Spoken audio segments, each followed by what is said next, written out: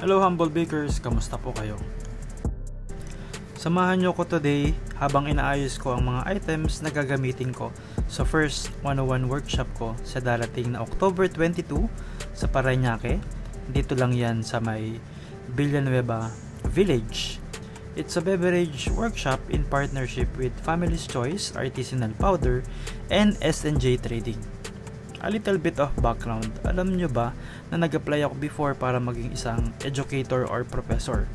It was in 2009 after kong graduate ng Bachelor of Science major in Hotel and Restaurant Management.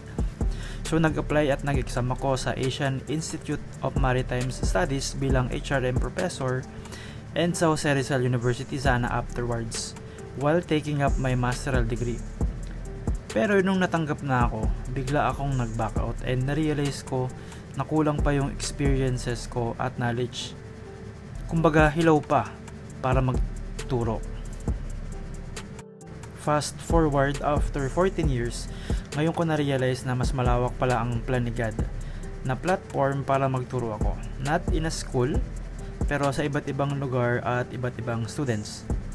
Plan ko din sana before na mag-masteral degree soon and doctorate in God's perfect time, or mag-take ng iba pang certification like sa TESDA para maging isang educator in baking or any field related sa food industry, para pwede akong makapagturo sa iba't ibang schools and universities.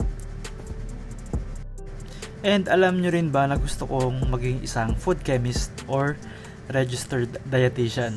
Ang dami ko talagang gusto matutunan. Hoping na magkaroon pa ako ng iba't ibang demo soon in partnership with different suppliers and brands at makatulong ako sa iba't ibang tao na nais matuto at magnegosyo.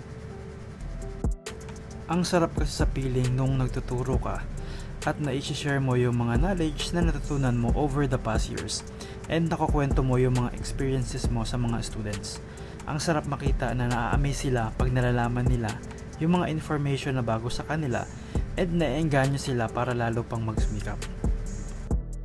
By the way, meron pang slots na available for October 28 demo sa Baking and Home Depot sa QC. Please check my post for further details.